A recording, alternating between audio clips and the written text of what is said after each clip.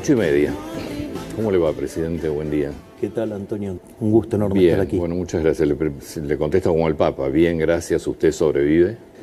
Yo creo que mucho más que sobrevivir. Creo que estamos saliendo del infierno de manera exitosa. Porque la realidad es que nosotros llegamos al poder con una situación que conjugaba los tres peores elementos de las tres peores crisis de Argentina. Básicamente el desequilibrio monetario era peor que el que teníamos en la previa del 75, era el doble el desequilibrio monetario.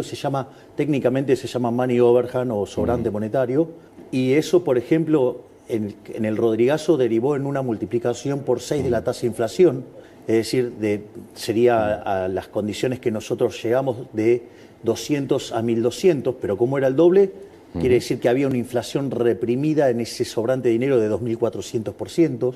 Por otra parte, cuando uno miraba el balance del Banco Central, la relación de pasivos remunerados, que en su momento se llamó LELIX, y digamos, cuando nosotros llegamos, pasaron a ser pasivos remunerados, que digamos que eran los pases. Esto fue una de las grandes atrocidades que hizo el gobierno anterior y que más groseros dejó, que los pasó a un día. Claro. Es decir, nosotros teníamos venciendo 4 bases monetarias en un día, para que la gente entienda, se hubiera quintuplicado la cantidad de dinero en un día. Y eso configura una situación en el balance del Banco Central peor que la que teníamos en la previa de la hiperinflación de Alfonsín en el 89, que fue 5000%. Y por otra parte teníamos indicadores sociales que eran peores que los que quedaron de la crisis del 2001. Es decir, cuando usted toma los indicadores sociales del 2001, hoy teníamos indicadores mucho peores. Por lo tanto, estábamos frente a una situación verdaderamente compleja, y además teníamos, por ejemplo, que la inflación diaria en la primera semana de diciembre viajaba a un ritmo del 1% diario, que es 3.700 anual. En la segunda semana se aceleró el 7.500. Es más, cuando uno mira lo que es precios mayoristas, dio 54%. 54% anualizado implica 17.000. Ahora, ¿todo esto lo sabían antes de asumir o no? ¿O se encontraron con algo diferente? A ver, nosotros algunas de estas cosas las teníamos claras. De hecho, nosotros hicimos un programa económico para enfrentar un verdadero desastre, que es lo que hicimos, y por lo cual, digamos, ese exceso de aversión al riesgo es lo que permitió que fuera tan exitoso este combate contra la hiperinflación, por ejemplo. Porque no hay que olvidar que hoy la inflación mayorista fue del 2,1%. Eso anualizado da 28. Es decir, pasamos de una inflación que venía viajando del 17.000 a una que va viajando al 28. Es un montonazo, horroroso, pero del 17.000 al 28 hay una diferencia notable. Y además, si esto hubiera estallado, los niveles de pobreza e indigencia, la pobreza estaría en torno al 95% y la indigencia arriba del 50%. Entonces, lo que sucede es que cuando uno se pone a mirar los números, había un montón de cosas. Primero, que la posición de los pasivos remunerados, que eran posiciones que estaban a 30 días, 60 días, 90 días, la habían pasado un día. ¿Eso por qué cree que lo hicieron? Bueno, nuestra hipótesis es que ellos considerábamos que nosotros no éramos liberales libertarios, sino que consideraban que éramos liberales libertarados. Y que nosotros alegremente el primer día íbamos a abrir todo. Hubiera sido un caos eso. Claro, y eso hubiera derivado en una hiperinflación, en una crisis social sin precedentes, y ahí ellos hubieran hecho 2 por 1, por decirlo de alguna manera, porque hubieran sacado todas las huestes típicas del peronismo a hacer desmanes sociales, ataque a supermercados y demás durante las fiestas. Esto ya pasó en el 2001, 2002, ¿no? Digamos que con Duhalde y Alfonsín, digamos, desde la provincia de Buenos Aires coordinaron el golpe de Estado a De la Rúa, ¿sí? Digamos, y cuando llegó Duhalde al poder se acabaron los saqueos, ¿no? Pero dicho esto, además, no solo que volvían al poder en los primeros días de enero, sino que además mataban la idea de la libertad. ¿Y por qué para ellos es importante matar la idea de la libertad? Porque es las ideas que van contra los curros de la política. Porque si yo hago la configuración de los problemas que tenía de de stocks, Sí. porque nosotros siempre decimos que no abrimos el cepo por el tema de los stocks. Entonces, teníamos el problema del sobrante monetario, teníamos el problema de los pasivos remunerados del Banco Central, teníamos vencimientos de deuda en pesos por el equivalente a 90.000 millones de dólares. Teníamos vencimientos de deuda externa por 25.000 millones de dólares, donde gran parte de eso era con el Fondo Monetario Internacional y el acuerdo estaba caído. Es decir, donde Massa había incumplido sistemáticamente, y en ese contexto, que esas revisiones o rearmados pueden tardar entre 3 y 6 meses, nosotros volvimos a estabilizar el acuerdo en un fin de semana. No solo eso, sino que además estaba la deuda de la CIRA y de los dividendos atrapados. Para los importadores. Claro, que por el equivalente de 50.000 millones de dólares. Entonces, todo ese desequilibrio de stocks, si nosotros abríamos el cepo el primer día, se iba a producir una fuerte caída de la demanda de dinero y una corrida desde el peso hacia el dólar, y eso claramente hubiera generado una hiperinflación. Entonces, nosotros básicamente lo que empezamos a hacer es, dijimos, ok, acá hay que matar la inflación. Ahora, nosotros en nuestra hipótesis, la inflación es siempre y en todo lugar un fenómeno monetario. Digo, para aquellos que estén interesados en la discusión técnica, hoy yo cierro las jornadas del Banco Central y voy a estar discutiendo estos temas desde el punto de vista profesional y técnico, digamos a fondo. Sí. Entonces, ¿qué era? Había que cortar con la emisión monetaria. La emisión monetaria, usted tenía lo que se llama la emisión por sector fiscal, la emisión por sector financiero y la emisión por sector externo. La emisión por el sector fiscal, Argentina tenía un déficit fiscal de 5 puntos del PBI. Sí. Nosotros ¿qué hicimos? Sí, hicimos el programa de déficit cero. Esto es muy interesante, porque fíjese, en 123 años, o sea, desde el inicio del siglo XX hasta hoy, Argentina tuvo déficit fiscal durante 113. Y en los 10 que no tuvo déficit fiscal fue porque estaba en default, con lo cual era mentira. Es decir, a nosotros nos decían que alcanzar el déficit cero era imposible, que no se podía ajustar más que un punto del PBI por año con suerte.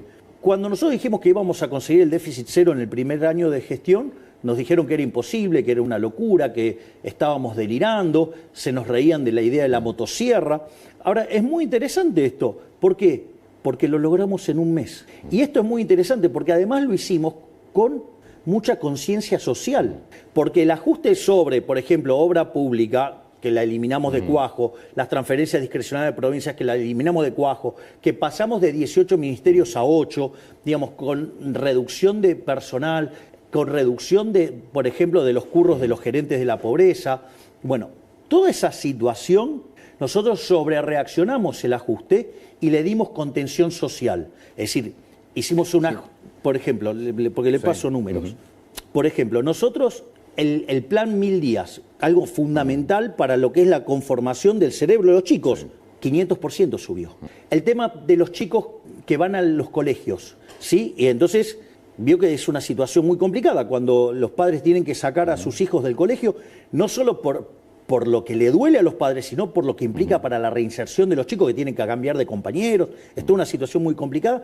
Dimos vouchers educativos por el 75% de la matrícula. Además, hicimos un plan para útiles que le llegó a 7 millones de chicos, que se multiplicó, subió un 800%. Es más, si usted toma la tarjeta alimentar y la UH, hoy cubre la canasta básica, cuando el gobierno anterior tan social, digamos, cubría la mitad. Ahora, ¿saben lo que pasa en la calle? Claramente. Yo ando por la calle. Ando mucho más de lo que la gente se imagina. ¿Y cree que la gente va a tener paciencia mucho más tiempo? Porque el dinero no alcanza, está claro. A ver, lo que hay que comprender es que el populismo no es gratis. Sí. El populismo no es gratis. Vamos por parte. Porque yo la pregunta que puedo hacer es, bueno, ¿qué me propone que haga alternativamente? Yo estoy proponiendo esto. ¿Usted qué me propone alternativamente? ¿Seguir con lo que hacía Massa? Massa y el kirchnerismo, ¿sabe cuánto financió de déficit en el último año con emisión monetaria? 13% del PBI. 13% del PBI. Es un escándalo. Entonces, la contracara era ir a la hiper, la contracara era 95% de pobres, la contracara era 60% indigentes. Usted me dice el número de pobres indigentes, es horroroso. Terrible. Es terrible. Ahora, fíjese, porque publican el dato del primer semestre. Sí. Y dicen, no, saltó de 41 a 52. No. Digamos, si lo descompongo por trimestre, tengo 56 y 51. ¿Sí? Con lo cual saltó en el primer trimestre y después bajó en el segundo trimestre. Ahora, si lo tomo, digamos, con una frecuencia más corta, están los números de Martín González Rosada, digamos, el Ditela. En realidad, al inicio salta a 57 y hoy la cantidad de pobres está en 49. Es decir, ya bajamos 8 puntos la pobreza. Esto no es un chiste. Es decir, después del cimbronazo, bajamos 8 puntos la pobreza. Entonces usted me podría decir, bueno, pero la discusión es qué pasó durante diciembre. Ahí, digamos... Esa es la discusión de Rubinstein, no mía. Bueno, mire qué interesante, lo deshonesto que es intelectualmente Rubinstein. Porque Rubinstein dice, no, bueno, esto es culpa de Milei que devaluó. ¿Cómo me va a decir que es culpa mía que devalué si había una brecha del 200%? El tipo de cambio, el paralelo era 3 veces el oficial. Y además teníamos 12.000 millones de dólares de reservas internacionales de neta negativa. ¿Cómo me va a decir que es mi culpa? Digamos, fíjese, lo puedo hacer con un ejemplo tonto. Digo, suponga lo siguiente, que usted tiene controles de precios, porque había controles de precios en el gobierno anterior, ¿no? Digo, porque esa parte también la gente se lo olvida. Entonces, usted tiene control de precios. ¿Qué es lo que pasa con el control de precios? La consecuencia natural de esto, que es el desabastecimiento. De hecho, las góndolas, fíjese que en la última parte del año estaban súper vacías. Ahora, ¿qué pasa? Como usted toma pobreza e indigencia por una línea de ingresos, ¿qué es lo que pasa? Usted tiene dados los ingresos y del otro lado compara una canasta, ¿sí? Forma una canasta y mira cuánto cuesta. ¿Qué pasa? Usted tiene los precios controlados y eso es lo que entra en la canasta. Claro, pero usted después va a la góndola y no está. Entonces, si usted lleva esa situación al límite, llega un momento que no hay más nada en la góndola. Cuando no hay más nada en la góndola, ¿cómo se arregla? Se compra lo que aparece en el supermercado. Pero se comió toda la góndola, se comió todo el capital. Todo lo que había estoqueado, digamos, que estaba en la góndola, desapareció. ¿Cómo lo arregla? ¿Cómo hace para que vuelvan los productos a las góndolas? Tiene que liberar los precios. Cuando usted libera los precios, obviamente que la canasta usted la sincera y ahora la canasta es más cara. Pero no es que más cara ahora, era más cara antes. Lo que pasa es que como no permitían subir los precios, obviamente los productos desaparecían. La única forma, porque usted sabe que yo le puedo decir que el tipo de cambio vale $1. Ahora, ¿sabe a dónde va a comprar? En ningún lado, no hay. Es decir, precios al que hay. Hay un ejemplo maravilloso de Pablo en un libro que dice, va un hombre a un bazar y se quiere comprar un jarrón. Entonces le dice, ¿cuánto cuesta ese jarrón? $1.000.000. Pero ¿cómo? Si enfrente, digamos, ese mismo jarrón cuesta 250.000. Compre allá. Dice, no, pero no hay más. Bueno, acá cuando no haya más también va a valer 250. Es decir, precio es al que hay. Entonces, a esos precios falsos no había mercadería, había desabastecimiento y ya no quedaba nada. Entonces, sí, podíamos tener muchísimo menos pobres, pero no iban a poder consumir nada.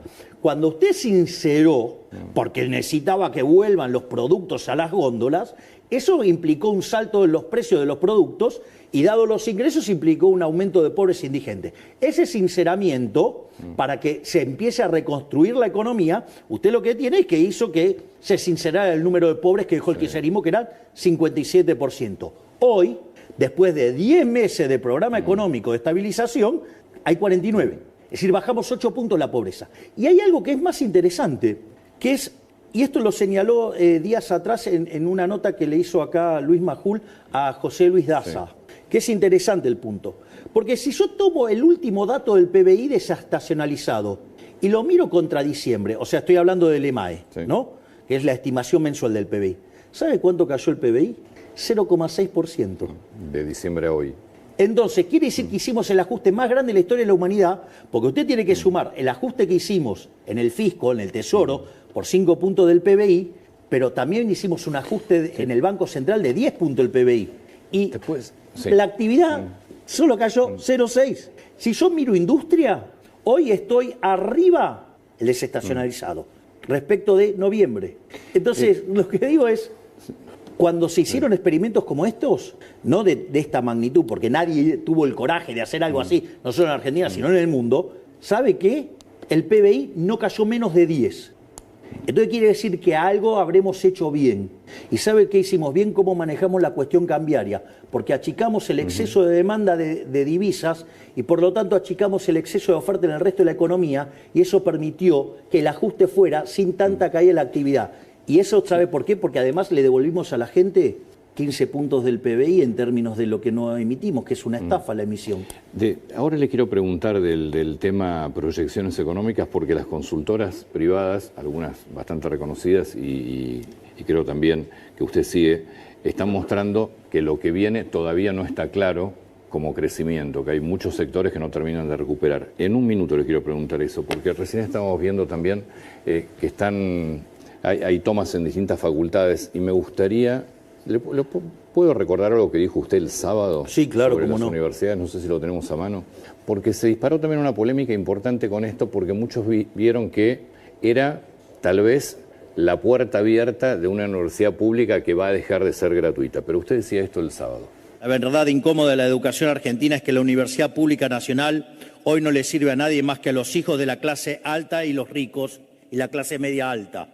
En un país donde la gran mayoría de los niños son pobres y no saben leer, escribir ni realizar una operación matemática básica, el mito de la universidad gratuita se convierte en un subsidio de los pobres hacia los ricos, cuyos hijos son los únicos que llegan a la universidad con los recursos, la cultura y el tiempo como para poder estudiar. La universidad ha dejado de ser una herramienta de movilidad social para convertirse en un obstáculo para la misma. ¿Qué universidad quiere el gobierno? A ver, voy a poner esto en orden, porque eso es una parte de un discurso que dura 12 minutos. El primer punto es lo siguiente. Acá no está en discusión, no está en discusión la universidad pública y no está en discusión el tema de que es no arancelada. No arancelada. Es decir, porque gratuita no es. Está claro, sí. No arancelada. No arancelada. Es decir, alguien la está pagando. La pagan los que no van, ¿ok? O los que van. La pagan mayormente, usted tiene que mirar el neto. El que va es un beneficiario neto. Ah, correcto, sí, está El bien. que no va Seguro. es un pagador neto. ¿Ok? Entonces no es que es gratis no es no arancelada. Y no está en discusión ni la universidad pública y tampoco está en discusión que sea no arancelada. Eso, no hay ninguna idea de cambiar eso. Está fuera de discusión. Mire, yo le voy a contar algo. Yo esto en campaña lo mencioné, pero a veces no se entiende o parece abstracto. Hay un libro maravilloso que yo cité mucho durante la campaña que se llama Los Fundamentos de la Libertad de Hayek.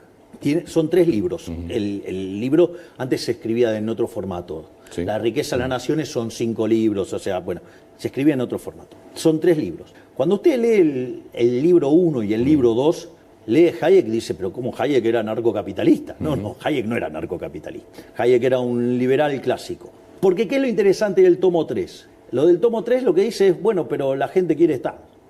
¿El Estado qué es? El Estado es un seguro.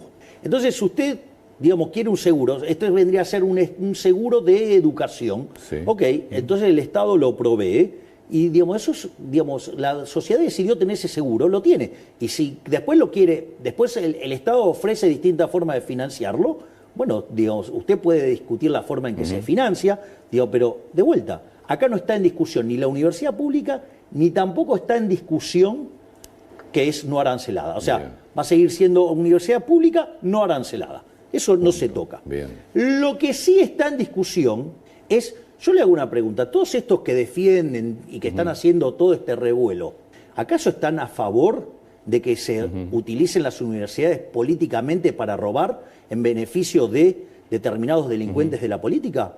Porque el punto es, ¿ustedes están a favor del robo? Es decir, yo lo único que estoy diciendo es, como esto está siendo pagado por todos los argentinos, desde mi punto de vista, creo que corresponde que esos fondos tengan que ser auditados. ¿Sí? Porque los impuestos no se pagan voluntariamente, se pagan a punta de pistola. No hay duda que tienen que ser auditados. Bueno, entonces tienen que ser auditados. La pregunta es, entonces, ¿por qué no quieren ser auditados? Si no está en discusión la universidad pública, si no está en discusión que es no arancelada, ¿por qué entonces tanto problemas? ¿Porque las queremos auditar? ¿Sabe quién no quiere ser auditado? Principio de revelación se llama, el que está sucio. Es decir, y todo este revuelo es tomar una causa noble, como es la causa de la universidad pública no arancelada, y agarrar y ocultar los curros de los delincuentes. Esto es lo mismo que pasa Eso está claro. Pero Antonio, esto es lo mismo que pasó con el tema de los gerentes de la pobreza. ¿Qué fue lo que encontró la ministra Petovelo? Que se utilizaban los planes sociales para hacer política. Básicamente, todo el mundo creía que por el hecho de haber dado una tarjeta, eso evitaba que los gerentes de la pobreza manipularan a la gente. Y en realidad, ¿qué era lo que pasaba? Usted para poder cobrar, ¿sí?, necesitaba que una suerte de veedores, ¿sí?, le validara que usted había hecho tareas. Las tareas, ¿saben cuál era? Era ir a las marchas. Sí, sí. Y además, usted tenía que dejar la mitad.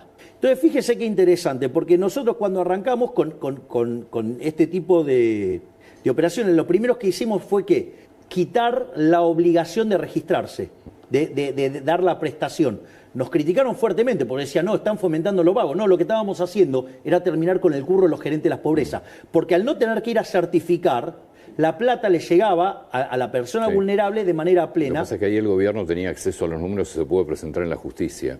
Con las universidades... No, bueno, solo sabemos lo que pagamos porque, digamos, claro, no hay auditorías. Yo no tengo ninguna duda de que tiene que ser auditado, pues es dinero de todos nosotros. Bueno, eso es lo que estamos pidiendo nosotros, Antonio. Pero contra eso, también es cierto que en el presupuesto está presupuestada, valga la redundancia, la mitad de lo que piden las universidades. Es decir, que evidentemente pero, a ver, la hay un desfinanciamiento de las universidades. No, pero la pregunta es, ¿está cerrado el presupuesto? Todavía tiene que debatirse en el Congreso. Bueno, entonces que cuando lo debaten en el Congreso, que cambien la composición. Que le saquen a un sector. Pero siempre cumpliendo la ley del déficit cero. Es decir, si yo, digamos, yo ni me meto en eso, que agarren y determinen la composición del gasto que quieran, yo no me meto en eso. Pero sí le puedo decir algo, algunos datos. Primer punto, si yo miro 123 años de Argentina, Argentina es el país que más crisis tuvo en el mundo, tuvo 23 crisis. De esas 23 crisis, 21 tienen origen fiscal. Y esas 21, digamos, tienen déficit fiscal alto o estrafalario. Sí, correcto. Las más estrafalarias son el Rodrigazo con 14 puntos del PBI, en el 75, la tablita cambió en el 82,11, la hiperinflación de Alfonsín en el 89,8, la convertibilidad con 7, son los más escandalosos.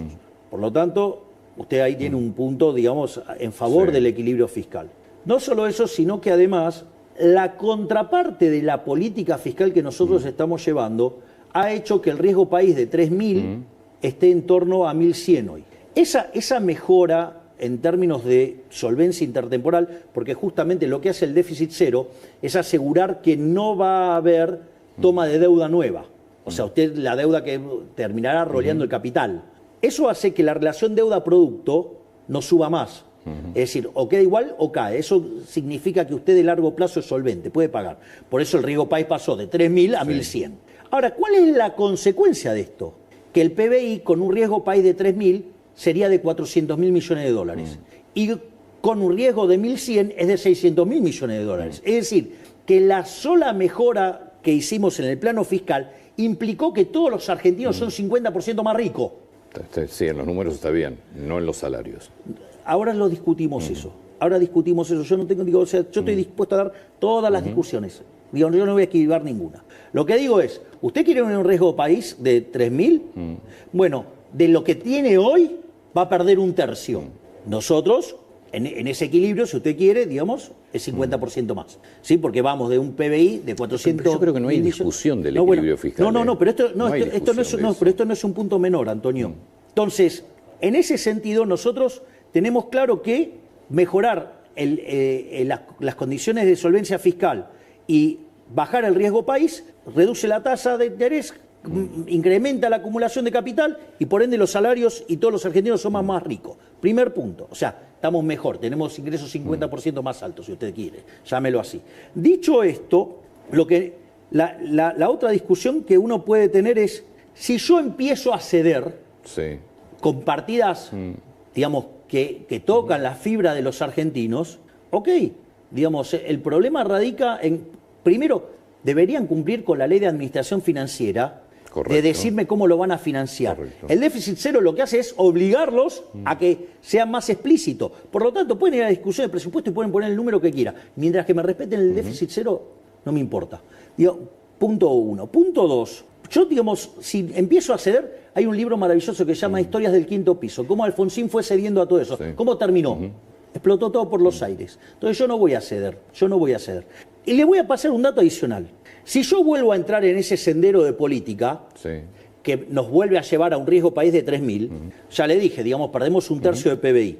La plata en dólares que le entra a las universidades es la misma. Es decir, con los porcentajes que tiene ahora, dado un PBI de 600.000 millones de dólares, le toca un determinado dinero. Con el aumento, pero un PBI de 400.000 millones, ¿sabe cuánto es el dinero? Es el mismo. Pero ¿qué es lo que pasa? Implica que usted está perdiendo un tercio del PBI per cápita. Ahora, pero esto no es menor, Antonio, porque suponga que estuviéramos perdiendo 210.000 millones de dólares. 70.000 lo estaríamos perdiendo por menor actividad y 140.000 millones lo estaríamos perdiendo por salto en el tipo de cambio real. Entonces quiere decir que mientras que las universidades quedan con la misma cantidad de dinero, el promedio de los argentinos es 33% más pobre, pero como eso implica además un salto en el tipo de cambio real, la cantidad de pobres e indigentes en la Argentina sube. ¿Me quiere decir a quién le sirve esto? Pero es que yo creo que no está en discusión el equilibrio fiscal. El que lo discute es porque evidentemente quiera que al país le vaya mal. No tengo dudas de eso. Entonces cuando sancionan una ley que lo hagan con el financiamiento atrás. Tampoco tengo dudas de eso, pero aparte tienen que cumplir con la ley y decir de dónde se va a financiar. Bueno, pero yo no tengo la culpa que entonces se hagan las cosas mal. No, pero no pasa por ahí. Yo lo que digo es, si en el Congreso se debate el presupuesto y los diputados deciden, vamos a financiar, el presupuesto están, las universidades están pidiendo, no sé si eran 7 billones de pesos, en el presupuesto está 3 billones 200, piden el doble. Si diputados decide darle esa partida a las universidades. Y va a tener que bajar de otra. Sí, usted no tiene problema. Ninguno, ninguno, pero que sean explícitos. ¿A quién le quieren sacar la plata? Es decir, digamos, lo que hay que tener claro es que el déficit cero no se negocia. Entonces, usted quiere subir una partida, súbala. Yo no tengo problemas con eso. Lo que le digo es, tiene que bajar otra. Está claro que los docentes no están bien pagos, eso es indiscutible. A ver, los docentes no están bien pagos, no de obra, es histórico eso. Seguro, pasa que ahora es presidente usted. Sí. Ah, bueno, claro. Digamos, entonces los tipos que no lo arreglaron me vienen a reclamar a mí por lo que, digamos, pasa hace 40 años. Yo digo, más allá de quienes les reclaman. Pero de vuelta, pero yo lo que estoy diciendo es que no quiero arreglarlo. Yo estoy diciendo, estoy dispuesto a arreglarlo. Lo que estoy diciendo es, acá tienen el presupuesto. Sí. Perfecto. Vean cómo lo quieren reasignar. Pero lo que yo le estoy diciendo es, acá hay una restricción que es el déficit cero, déficit financiero cero. Si yo pago los intereses de la deuda, con el resto hagan lo que se les da la gana. Claro. Pero no voy a subir impuestos. Además, tampoco voy a tomar deuda nueva. ¿Sabe cuál fue el único gobierno que bajó la deuda verdaderamente en los últimos 40 años? No vale contar, digamos, las reestructuraciones, porque eso es eso es robarle al acreedor. Sí. Nosotros ya bajamos 20.000 millones de dólares de deuda. ¿Qué me cuenta? ¿Por qué cree, yo voy a algo, para mí, en serio, no hay discusión del equilibrio fiscal, me parece que discutir que el país sigue... No, pero hay gente que sí lo discute. Sí, para mí no hay discusión. Como no hay discusión de la universidad pública. No, hay gente que dice, se puede financiar con emisión monetaria. Sí, con inflación. Con impuesto inflacionario. Es decir, con una estafa a los más vulnerables, o sea, estafando a los que menos tienen. O, digamos, con deuda, rompiéndole la cabeza a las generaciones futuras. ¿Le preocupa que no se apruebe el presupuesto? No. Gobernaré con el de 2023, si no. 2 años seguidos. No es mi problema, es un problema del Congreso si no lo quiere aprobar. ¿Qué está viendo en el Congreso? Veo gente muy preocupada, gente que sabe que si a este gobierno las cosas les salen bien, a ellos les va a ir muy mal porque se les terminan los curros, se les termina el robo y se les termina la mentira. Es decir, el consenso alfonsinista, la corrección política, esta idea socialdemócrata de entender la vida, fracasó. Y lo que nosotros vinimos a decir con esto es, basta, se terminó la decadencia argentina y a partir de ahora entramos en un camino que va a hacer que en 35 años seamos una potencia mundial. Porque esa es la propuesta nuestra. Fíjese esto, nosotros enviamos la ley bases, la cual fue aprobada.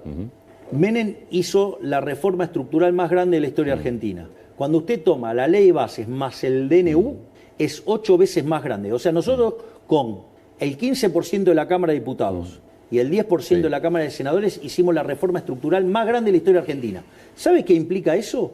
Saltar en el índice de libertad económica 90 puestos. Es decir, hoy Argentina institucionalmente se empieza a parecer más a países como Alemania, como Francia, como Italia, ¿sí? Entonces, ¿qué quiere decir esto? Que nosotros entramos en un sendero que más tarde, más temprano que tarde, vamos a duplicar el PBI. Entonces, la pregunta es, si esto sale bien, abrazar las ideas de la libertad sale bien, ¿sabe qué significa? Que todo el curro de los políticos, los delincuentes de la política perdieron. Es decir, van a tener que ir a trabajar honestamente como trabajan todas las personas que están acá, a ganarse el pan con el sudor de su frente. Si no la suya, sino la de ellos mismos. Si no le aprueban el presupuesto, sigue con, creo que es histórico en la Argentina, sería el segundo año consecutivo sin presupuesto. ¿Y si no puede firmar más DNU? Jugaré las reglas de juego que... A ver, fíjese esto, a mí me han dicho un montón de cosas, que era antidemocrático, no sé la cantidad de barbaridades que me dijeron en la campaña del miedo, que armó Massa, ¿sí? Y fogoneada por los brasileros, ¿no? Porque eso también hay que tenerlo en cuenta. La pregunta es, ¿de dónde yo me salí del orden democrático? Todo lo que yo hice está dentro del orden democrático. Sin duda, como lo hicieron muchos presidentes también. Bueno, por eso. Pero ahora hay un proyecto, o al menos quieren lo que quieren es limitar los DNU. Yo juego con las reglas de juego que plantea el sistema.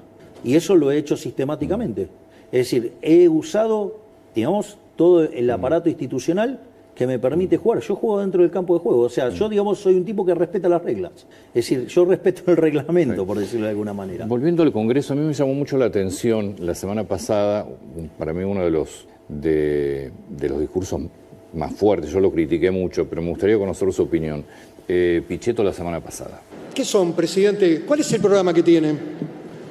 Es un barco sin luces en el mar, un tren que no llega a ninguna estación, una sociedad anónima de destrucción masiva de lo poco que nos queda de un cierto nivel de bienestar en el Estado argentino, una empresa de demolición, S.A. ¿Qué es lo que expresan con este plan económico que no sabemos cuál es el plan?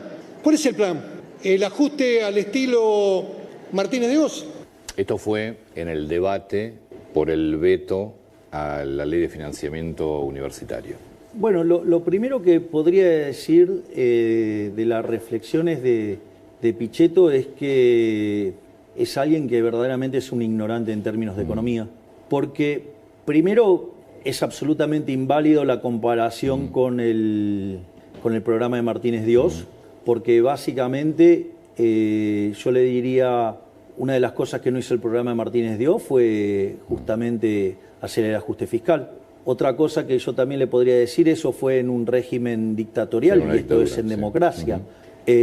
Por lo tanto, ese tipo de analogías es bastante poco feliz.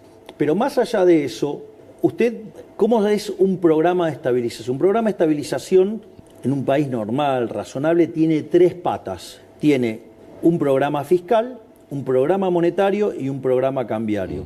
Si usted se fija, nuestro programa fiscal es déficit cero, nuestro programa monetario fue pasando por distintas, digamos, una vez que terminamos de limpiar los pasivos remunerados, pasamos a exceso de oferta cero, es decir, aceptábamos solamente comprar dólares, y después pasamos directamente a emisión cero, por lo tanto sí hay un programa monetario, y por otra parte también hay un programa cambiario, digamos, hubo un sinceramiento del tipo de cambio, y hay una política, digamos, donde nosotros seguimos teniendo cepo, que cada vez tiene menos restricciones. Yo les recuerdo que cuando nosotros llegamos se pagaba el 15% de las importaciones, hoy se paga más del 90%. O sea, digamos, nosotros quitamos regulaciones todos los días, lo que pasa es que mucha gente no lo ve, pero y estamos arreglando el problema en los stocks, y hoy estamos más cerca de salir del cepo que es lo que estábamos hace un año. Pero dicho esto, entonces, claramente usted tiene los tres pilares de un programa económico. Lo que sucede es que, digamos, primero el señor Pichetto no es economista, no entiende de esto, habla de algo que no sabe, con lo cual es bastante, para hacer una crítica tan airada, es bastante irresponsable. Pero no solo eso, sino que además hay otro problema más. No entienden que yo soy liberal. ¿Por qué? Porque están acostumbrados a los viejos planes heterodoxos, que había política de ingresos, que había, digamos, se fijaban precios, se fijaban salarios, se fijaban precios de bienes fundamentales, por decirlo de alguna manera, y tarifas. Era todo un conjunto de regulaciones de precios Bueno, yo soy liberal, yo creo en los precios libres, no creo en ese tipo de controles. Y además, otras cosas también tenían mucho de políticas sectoriales. Yo no creo en eso, yo soy liberal, yo creo, esto además está probado, se llama don't pick the winners, no elegir los ganadores. Es decir, porque eso además genera muchísima corrupción, porque imagínese que usted le está dando, digamos, ventajas a un determinado negocio. Entonces, deberían poder abrir un poquito más esas cabezas tan cerradas que tienen y ver que es otra naturaleza de programa. Es lo mismo que cuando me dicen, no, bueno, no dio fecha para la apertura del cepo. No doy fecha por la apertura del cepo. ¿Por qué? Porque soy liberal, porque yo, digamos, si fuera un dirigista, yo le puedo dar fecha, hora, todo, pero no soy un dirigista, soy liberal. Entonces, por ejemplo, yo dije que íbamos a arreglar el problema de los pasivos remunerados. Usted, si me preguntaba cuánto tiempo, yo le decía, no lo sé, porque eso de qué va a depender, de que yo genere un equilibrio fiscal lo suficientemente robusto como para poder pasar la deuda del central a quien era el verdadero deudor, que era el Tesoro. Te pido por favor un segundo. Y eso tardamos 6 meses. Pero todas esas operaciones fueron de mercado. Es decir, fíjese que lo interesante que tiene nuestro programa de estabilización y de eliminación de la inflación. Porque nosotros pasamos de una inflación del 17.000 anual al 28 anual, pero no pasamos por una hiperinflación, ¿no? Que eso implica una licuación de los activos de la economía que hace muy fácil estabilizar, porque es como, digamos, el revólver se queda sin balas. Sí. No solo eso, sino que además no aplicamos un plan Bonex, no controlamos precios, no controlamos el tipo de cambio, o sea, no tenemos un tipo de cambio fijo, ¿sí? Y además lo estamos haciendo con recomposición de tarifas, porque hoy las tarifas cubren el 80% del costo. Es decir, y nosotros estamos haciendo todo eso. Y suponga que el tipo de cambio lo controlan, el 2%. Bueno, está bien, digamos, tiene una pauta de devaluación. Pero sí, pero es mucho más libre de lo que consideran, porque el programa de emisión cero hace que el tipo de cambio se parezca más al de mercado. Y fíjese que desde 1.500, hoy todos los tipos de cambio están convergiendo a 1.150. Y si usted toma el oficial y lo corrige por riesgo país, está casi en 1.100. O sea, la brecha verdaderamente ya es muy chiquitita. Es decir, desapareció, y esto no pasó nunca en la Argentina, convergiendo desde arriba hacia abajo. Siempre fue por saltos devaluatorios. Exacto. Esto, digo, algún mérito debemos tener. Y le voy a decir algo. La inflación, suponga que usted la quiere medir en consumidor, no en mayorista. Yo suelo trabajar con mayorista porque es la que se anticipa. Sí, que curiosamente tiene 30 o 40 puntos de diferencia. O sea, debería estar más baja todavía la minorista, porque la de insumos es tarde o temprano va a colapsar. Por eso digo, esto requiere paciencia. Ahora, fíjese esto. Si yo tomo la observada del último mes, 3,5, yo tengo una inflación inducida por el programa hasta que... Sí, por el crawling fundamentalmente. Claro, pero eso porque es la contracara de que todavía no puedo abrir el cepo porque todavía tengo problemas de stocks. Un 2% de devaluación. Entonces tengo una devaluación del 2% más la inflación externa. Suponga 2,5 mensual. Quiere decir que yo tengo de 3,5, la inflación que está generando monetaria, verdadera, el programa es 1. ¿Sabe cuánto es? Quiere decir que el día que yo limpié el problema de los stocks, quiere decir que yo puedo llevar la inflación al 1. ¿Sabe cuánto es 1% mensual? 13 anual. Mire lo bien que venimos, pero ¿qué requiere? Paciencia. Porque la contracara de que la inflación tienda a cero es que va desapareciendo lo que se llama el sobrante monetario. ¿Se acuerda que yo empecé hablando de la situación previa al Rodrigazo? Cuando usted tiene controlado el tipo de cambio y emite dinero, ¿qué es lo que pasa? La contracara es que pierde reservas. Cuando usted pierde muchas reservas, en general, o se devalúa o se ponen controles. Que optó el gobierno anterior siempre, controles, que casi que le fuera imposible comprar un dólar. Sí, el cepo. Eso es lo que hace que usted demande más pesos que los que quiere tener, porque los está demandando compulsivamente, aumenta la base el impuesto inflacionario y le cobra más impuesto inflacionario. Dicho esto, si usted abre, le pasa lo del Rodrigazo, multiplicar por 6 o por 12, dado los números que nosotros teníamos. Dicho en la tasa de inflación, ¿no? Entonces nos hubiéramos ido a 2.400% de inflación solo por el tema monetario.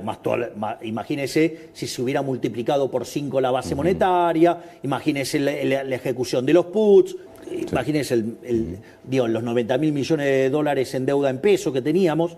Entonces, cuando usted toma esa situación, el money overhang se resuelve o porque sube la demanda de dinero o porque se achica la oferta de dinero, pasan las dos cosas y suben los precios. Entonces usted lo que tiene es que con la inflación que corrió y con el freno de la emisión y la recomposición de la demanda de dinero, hoy la inflación es 1%. Cuando esa inflación desaparezca, que es la diferencia entre la observada y la inducida, quiere decir que ese día el money overhang desapareció. ¿Qué quiere decir esto? Que no sobran más pesos. Si no sobran más pesos, ¿sabe cuántos dólares necesito para abrir el mercado? 0. Gracias. Gracias, entendió todo. Y le cambio medianamente de tema. ¿Mira encuestas? Sí. ¿Y le preocupa? No. Eso también, digo, hay otra parte del discurso de Pichetto que a mí me parece sumamente interesante. Porque, cuando dice que usted cree que ganó, pero en realidad perdió. Claro, exacto. Dice, sostiene el veto, como sostiene el veto, cree que ganó, pero en realidad perdió. Bueno, eso muestra lo anacrónico y lo analógico que es el círculo rojo y en especial Pichetto, que es parte de ese círculo rojo. Porque varias cosas. Nosotros nunca discutimos que la universidad sea pública y no arancelada. Nosotros lo que queremos discutir es que sean auditadas. Sí. No por nada las universidades como institución perdió 20 puntos de imagen. Con lo cual, digamos, o sea, y si la gente empieza a mirar con la lupa lo que están haciendo la gente en las universidades, van a seguir cayendo en imagen, ¿no? Y además la caída, digamos, en las manifestaciones fue notable. Es decir, la segunda fue un cuarto de la primera. Y además con el aparato peronista, digamos, había muy poquitos entonces estudiantes. Hay un tema de comunicación del gobierno. Ahora están todas las universidades tomadas prácticamente. Bueno, que la gente vea lo que están haciendo. Claro, pero... Digo, vamos a ver cómo le va. Si ustedes... ¿Va? Pero si el problema no es la universidad pública y no es la cuestión de que no son aranceladas. Y eso no va a cambiar. Solo los queremos auditar. Entonces, si usted no quiere ser auditado es porque es un chorro. Más claro, le voy a echar agua. El que no quiere ser auditado es porque es un chorro. Acá la discusión es si quieren ser o no auditados. No quieren ser auditados. Bueno, ¿por qué no quieren ser auditados? Porque la política utiliza las universidades para financiarse. Eso es lo grave. Que usen las universidades una causa noble para financiar la mugre inmunda de la política. Eso es lo grave. ¿Y por qué cree que los alumnos o un sector de los alumnos están tomando, que no saben esto? Porque aparte son militantes políticos. Y además, digamos, habría que ver, digamos, las cosas que hacen los profesores en las aulas, que es un tema que también es complicado. Pero no es parte de esta discusión. Lo que quiero es otra cosa. Porque ese punto que señala Pichetto muestra lo analógico, ¿sí? Digo, lo que es lo más inmundo de la vieja política. ¿Sabe qué? ¿Para qué está la imagen? Para comérsela. Usted acaba de nombrar la imagen de la universidad como dato que cayó. Sí, fuerte. Pero fíjese esto, y con las cosas que están haciendo se le va a caer mucho más. Pero les preocupa entonces, ustedes ven las mediciones de Nosotros imagen. miramos las encuestas, pero ahora también si quiere hay una discusión de cómo se miran las encuestas, que esto también es interesante. Me interesa lo de la imagen además. Bien, creo que... fíjese esto, porque esto es muy importante. Cuando usted tiene la imagen y va a gobernar, usted toma decisiones, las decisiones son en conflicto. La toma de decisiones es en conflicto, porque acá hay intereses en el medio. Entonces usted, digamos, ir hacia un sistema libre, a todos los chorros los pone en jaque. Con lo cual todos los chorros van a tratar de hacer lo imposible para hacer fracasar el programa. Ok, dicho esto, entonces obvio que usted en el medio de esas internas va a perder imagen, eso es natural. Y la imagen está para eso. O sea, ¿qué es lo que le quiero decir? Mire, yo vine a ser el mejor gobierno en la historia. Yo vine a poner de pie a la Argentina, a terminar con la decadencia y que entre en un sendero que en 35 años se convierta en una potencia mundial. Ese es el marco. Entonces yo tomo decisiones en función de eso, no de qué me pasa con la imagen. A mí no me importa lo que pasa con la imagen. A mí lo que me importa es poner a la Argentina de pie. O sea, ¿qué es cómo piensa Pichetto y cómo piensa el Círculo Rojo y cómo piensa la vieja política?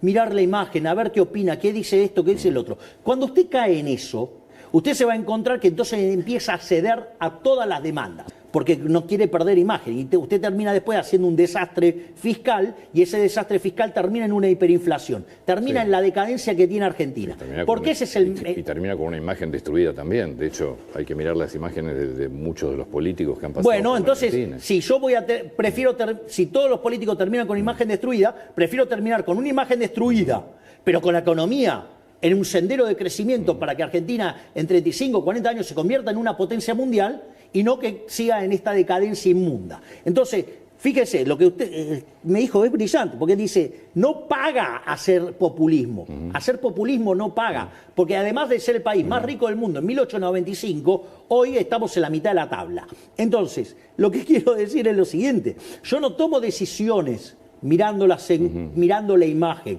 yo no tomo decisiones de esa manera. A mí, ¿sabe qué? Fíjese, la diferencia entre otro político y lo que nosotros proponemos. Yo esto lo dije en un reportaje que me hizo Alejandro Fantino en la previa. Dije, mientras que los otros políticos le piden el voto para que le den el poder y que ellos decidan sobre su vida, yo pido el voto para devolverle el poder a la gente y que la gente sea el propio arquitecto de su futuro. Con lo que implica percibir los beneficios pero pagar los costos, ¿no? Digo, conceptualmente. Segundo punto, fíjese esto. Yo siempre que digo que esto es un trabajo para mí. De hecho, ¿por qué renuncio a la jubilación de privilegio? Porque lo miro como un trabajo. Si yo lo miro como un trabajo, a mí, ¿sabe qué? Me dieron un job description. Mi job description, ¿qué dice? Usted tiene que bajar la inflación y usted tiene que terminar con la inseguridad. Tiene 4 años más 4. Digamos, el job description es por estos 4 años. Si yo le digo, mire, la inflación está bajando, es innegable que está bajando. Evitamos un desastre hiperinflacionario y la inflación está bajando. Con lo cual esa parte del job description la estoy cumpliendo. No solo eso, sino que además la inseguridad. Fíjese qué maravilloso, digamos, lo que está haciendo la ministra Bullrich. Llámese el Plan Bandera en Rosario, ¿sí? Bajó 70% los homicidios. ¿Sí? Si usted toma el total del país, bajaron más de 11%. Si usted, lo que tiene que ver con el protocolo antipiquete, el protocolo antibloqueos para que no bloqueen a las empresas, ¿sí? Lo que tiene que ver con tribunas,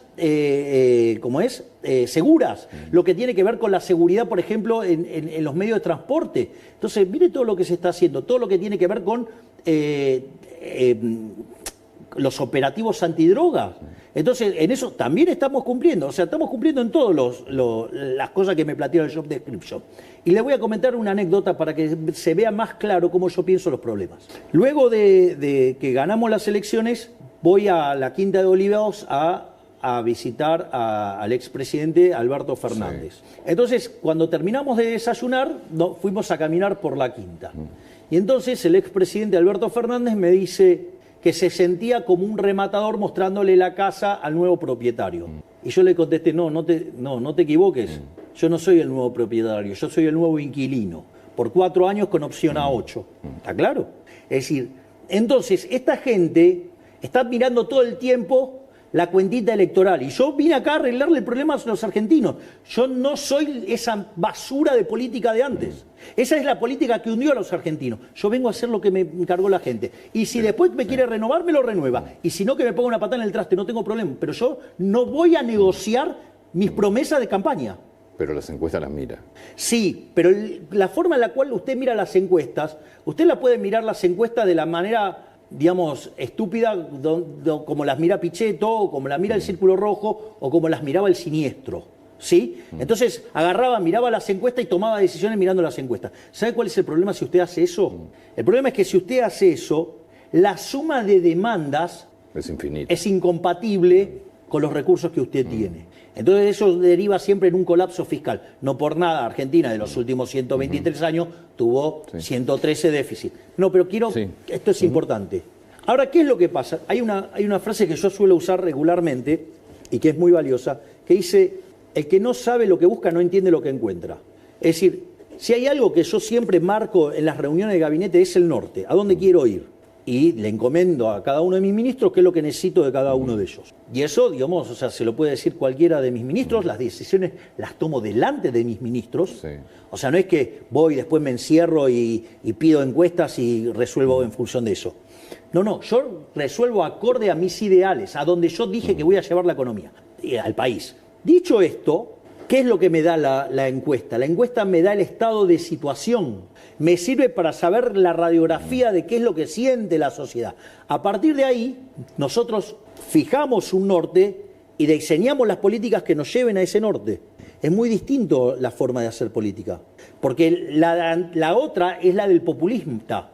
Esto es darle una visión de estadista. Es decir, lo que yo diría de la posición de Pichetto, digo, pobre Pichetto, digamos, está cargando él con toda la basura que es toda la política tradicional. Yo pensé que Pichetto era más aliado del gobierno. No, él es aliado del Partido del Estado. Es un tipo que siempre vivió del Estado, es un tipo que fue el que comandó la bancada del kirchnerismo en el Senado, es el que usó los artilugios institucionales para protegerla a Cristina, ¿sí?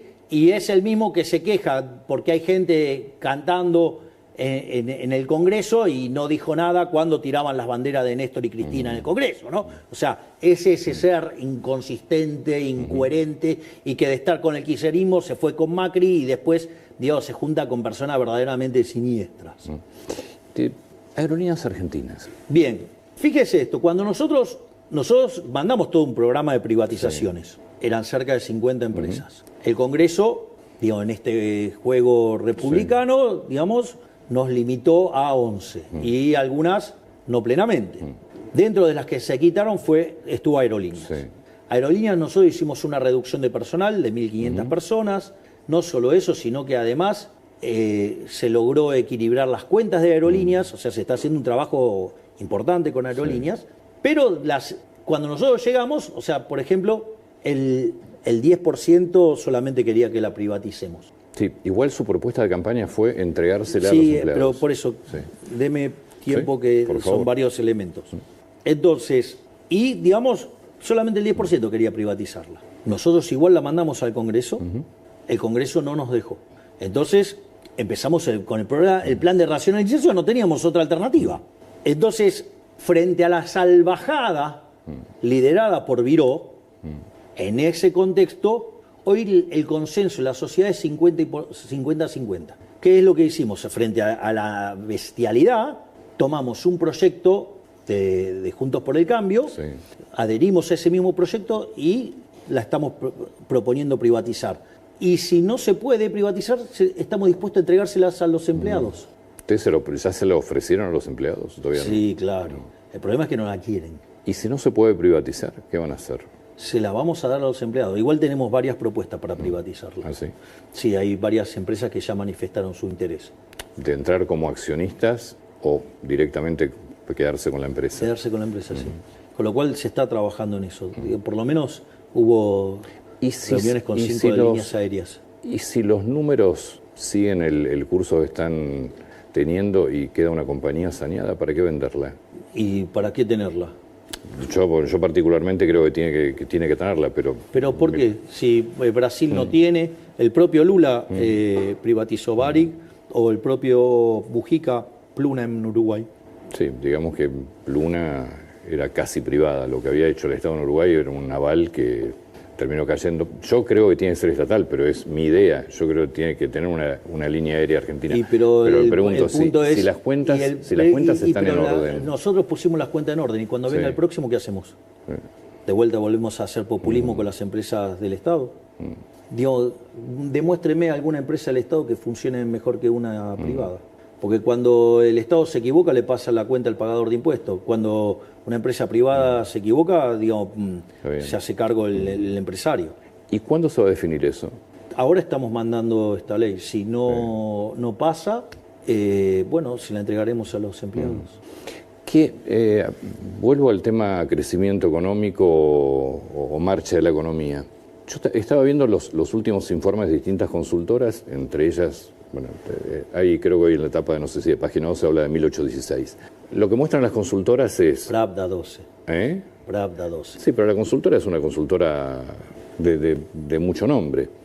Y lo que está mostrando es un crecimiento de muchos sectores en julio, menos sectores en agosto y menos sectores en septiembre. ¿Qué es lo que ven ustedes?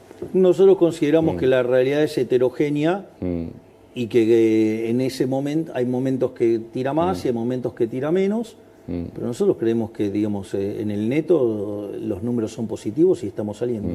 ¿Qué creen el año que viene de la Argentina? De hecho, digamos, fíjese, yo no hablo de números, pero mire el consenso de mercado. ¿Cuánto es? Digamos, el consenso de mercado habla de una expansión del PBI de 5 o 6%. Sí. Bueno, ¿Eso es lo que ustedes estiman también? Más allá del mercado. No, digamos, tiene que haber proyecciones en el Ministerio de Economía. pero nosotros no trabajamos, digamos, las proyecciones. Nosotros las utilizamos para armar escenarios, no para... Entonces, fíjese que una de las cosas que tiene la ley de presupuesto con déficit cero es una construcción que neutralice el efecto de la inflación y del crecimiento, justamente para eso, para que usted tenga el equilibrio fiscal independientemente de eso. Digo, la responsabilidad del crecimiento económico no es mía. De vuelta, no soy fatalmente arrogante. Ustedes tienen que... El gobierno y el Estado tienen que dar las condiciones para que las inversiones privadas hagan crecer la economía. Las condiciones son que yo les ofrezco equilibrio fiscal, no emisión, o sea, una moneda fuerte, y les aseguro, que no va a tener turbulencias cambiarias. Yo me ocupo de eso. El resto, las inversiones las determina el sector privado. Y yo le podría decir que hay muchos elementos para ser optimistas respecto a la evolución futura. El primer punto es el siguiente. Si usted se fija, sistemáticamente los salarios reales vienen subiendo. Es decir, los salarios le vienen ganando hace 5 meses seguidos a la inflación. Punto 1. Las jubilaciones vienen ganando en términos reales, de hecho están más de 5% arriba de lo que estaban en noviembre. Y si usted la toma en dólares, se triplicaron. Con una economía mucho más cara en dólares también, ¿no?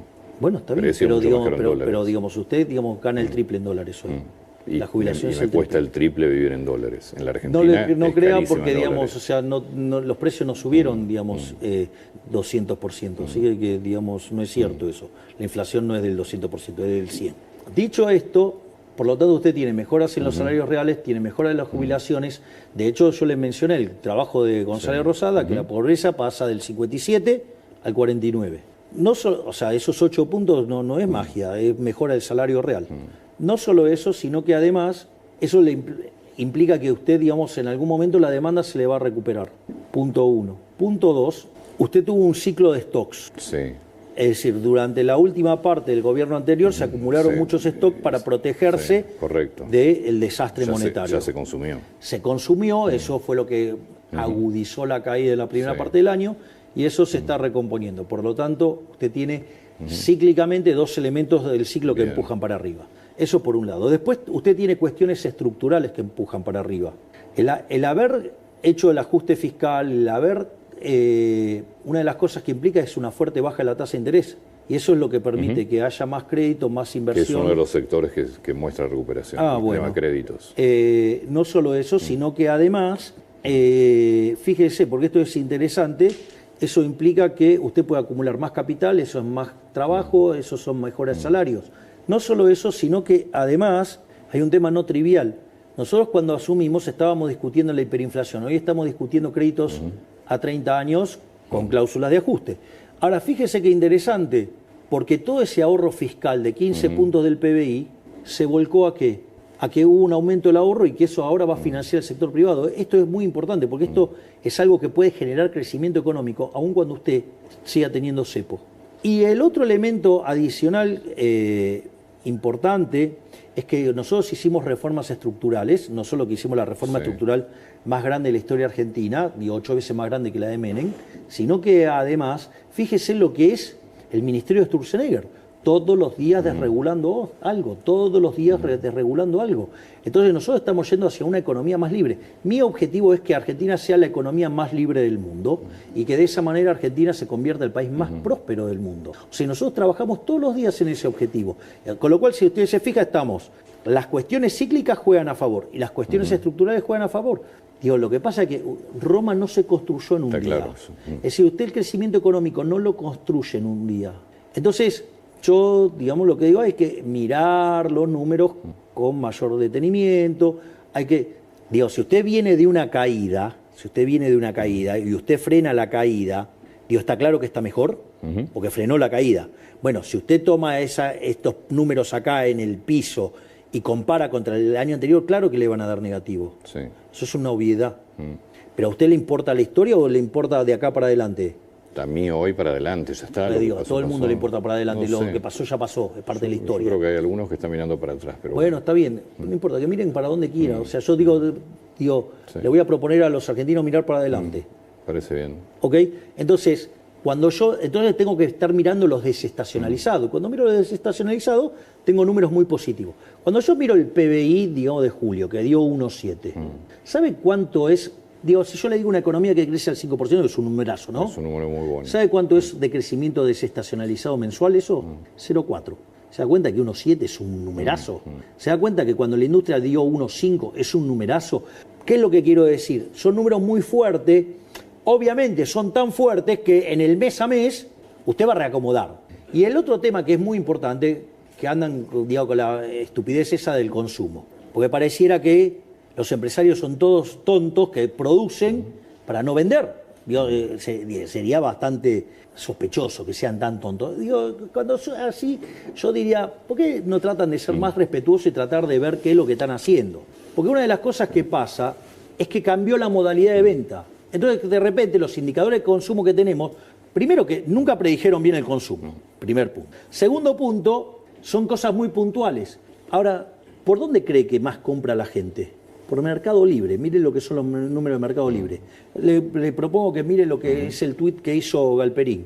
¿Por qué no se ponen a mirar los números de Mercado Libre ahora cuando se publiquen los datos que se haga la presentación de balance y vamos a ver dónde estamos en consumo? Presidente, muchas gracias por el tiempo. No, por favor, Muy muchas atento, gracias a usted, Antonio. Por favor.